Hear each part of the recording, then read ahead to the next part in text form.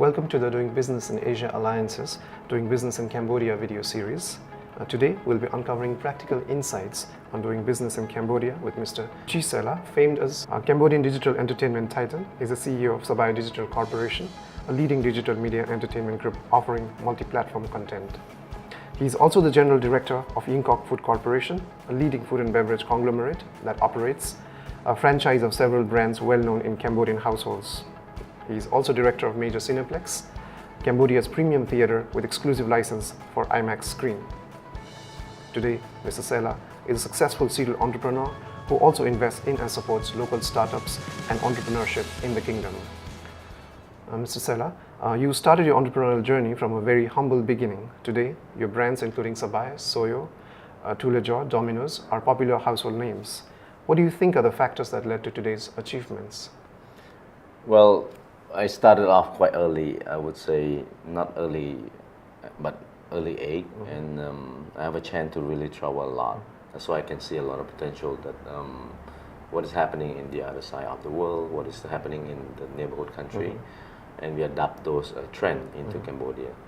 That's how we are here today. Mr. Sila, I'm particularly interested in Sabay Digital Corporation. It's not been very long since Cambodia started its digital journey, and you've been one of the pioneers who took the industry to new heights. Could you please tell us a bit about how did you first start, and what do you see as the market's appetite for digital media and entertainment here? Well, we can say that Sabay is not very old, but we started quite early during the digital era happening in Cambodia. In 2007, 11 years ago, when we looking into the digital content business in Cambodia, really not much happening because of the internet is expensive and infrastructure is just not there yet. But I can see that what is happening in the world, I'm sure in Cambodia will go to that path. That's why we are really become as a pioneer and really taking a big risk to jump into this market. And I would say that is no guarantee to success, but obviously we're choosing the right business into that and really taking very slow grow. Yeah, that's how we are here. Okay. So do you think there are still more opportunities that can be tapped in this segment? Obviously, Cambodia is still a young country in terms of digital economy. You know, everyone talking about this. We still have a lot of digital content. I would say something related to online digital. We still have to improve a lot, and we have to benchmark a lot from the world. Okay. So, in the context of Cambodia, what do you think are the factors driving growth in this industry segment? The very simple to say, you know, Cambodia is a young country. People are willing to adapt to the new things, learn. Digital is very fast, and you know, Cambodia is a very young country. Young means that we have a very young population. 70% of the population at the age of below 30. So this young population, they are the one that really adapt and grow. And of course, being data introduced is fairly cheap in Cambodia right now. I mean, everyone is on smartphone, and we can see the number is double-digit grow every year. Yeah. So it's the youth that actually driving the growth in this industry segment. Okay. Just to move a bit to the general business environment in Cambodia. So we often hear that while Cambodia's fast pace of growth offers enormous opportunities, there are also challenges in doing business in Cambodia. So what do you think are the major challenges of doing business in this country? Yeah, as we see, Cambodia has a young population, but again, in terms of human resource, if we talk about like the specialist human capital into the digital workforce, is still a challenge. I mean, because of we are adapted, the technology is quite low. In terms of that education also, we're really not up to date yet. That's why when we adapt to the cutting edge technology, we're talking about deep learning, we're talking about sophisticated apps, program coding. This is still a challenge. We don't have a lot of people who is specifically like expert into this industry. And on the other hand, also the other challenge is like about the whole ecosystem, regulatory. It's still being being worked, but it's not really mature yet. That really can be motivate to the young people. Okay. So, what do you think about the state of the technology infrastructure in the country? Well, if talk about the infrastructure point of view, I'm sure Cambodia has really adapted to the cutting edge. Like we talk about mobile phone nowadays, we are going to 4G and some teleco. They also thinking about like 5G network, you know, in the future. I'm sure this we already up to the really up to the world class standard. This is one of the potential point that we can grow in terms of the future, the user. But again, I think we have to really still need to learn a lot to be mature, you know, by not growing just the very soft pace, but not into the deep. This is something that I think it's we have to balance in between. I would like to ask you a bit more on the Cambodian consumers. So you've been able to create a distinguished brand identity for your company's products. So I'm just curious to hear from you. Do you think Cambodian consumers are brand conscious and maybe even brand loyal? Yes and no. Young people, being young people, they expose a lot to the world. They learn a lot. They understand. They know all the international, worldwide brand. Definitely, they like to explore, adapt, but to the point that brand loyal, I don't think so, because when they experience that, mean that also they kind of want to experience something new all the time. Sometimes it's a challenge also for us to really build our brand loyalty, but sometimes it's also not easy to really make them adapt and become really the loyal customer, you know. I mean, it's still more to go, and until one stage that this young adult become more mature, then I think the brand loyalty would be there and people would be adapt to some of the brand.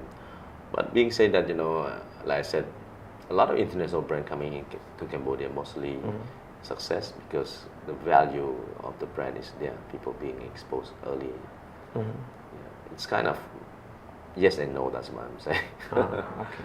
So would this be any different for like digital sector and non-digital sector, or it's, you'd say in general this is how it would be in the Cambodian market? I would say both. We have started our F&B during the early day as our own local brand. In the end, also we understand that, you know, there are certain standard we have to be carry.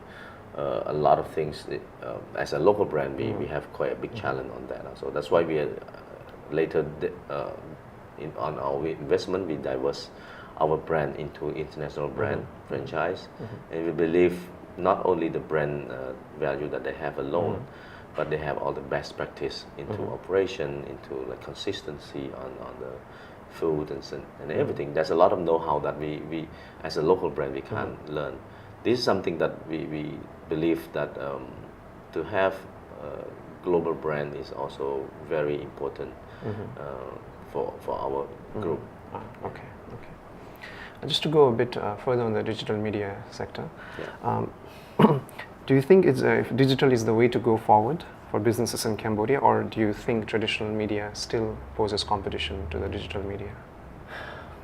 It's a dilemma for a lot of people. You know, people who are in the traditional media, they believe they still have a long way to go. And for me, I'm tapped into digital media quite early. We started our media company in 2010, and along that we grow really significantly from year by year. And as I said, a lot of people are now on their this tablet on their screen all the time. I'm sure this being replaced a lot of market for the traditional media, and I'm sure way forward this digital media definitely gonna take over the traditional media. It's just a matter of time. It's just a matter of how. Yeah, yeah. And listening to your insights, it does look like there are a lot of opportunities in this segment and a lot more to be tapped as well. So, if you see the next 5 years time frame, what kind of growth and diversification plans do you foresee for Sabay? Well, as a local company, we're still learning. I have to say that I'm not a tech savvy. I understand very limited of technology. But obviously, we have to keep learning and adapt to what is happening in the global. I have to use this because technology is not limited us to the country or to the region anymore. It's already combined as a global network. If you don't adapt, you're probably left out. That's why for me, looking toward to the next 5 years, we have to establish our company to a bit more regional kind of phase, and we probably grow not just Cambodia alone, but we have to grow beyond Cambodia. Obviously, Cambodia still have a lot of challenge in terms of payment, behavior of the users. We don't have a lot of sophisticated data, deep learning. I would say big data is something is way to go. AI, artificial intelligence, all this we also have to adapt, whether we like it or not, but it's coming. With the challenging, previously we said, okay, with the Facebook coming, it's a lot of help to the local industry, local SME, local startup, like small business. But when they grow very commercial-like,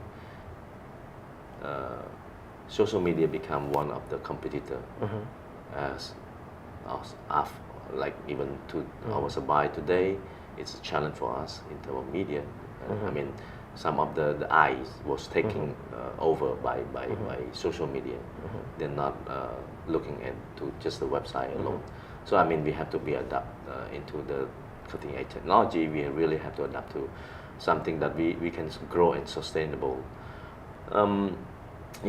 Recent year we introduced a lot of services, but still we have to rely on a lot of social media also.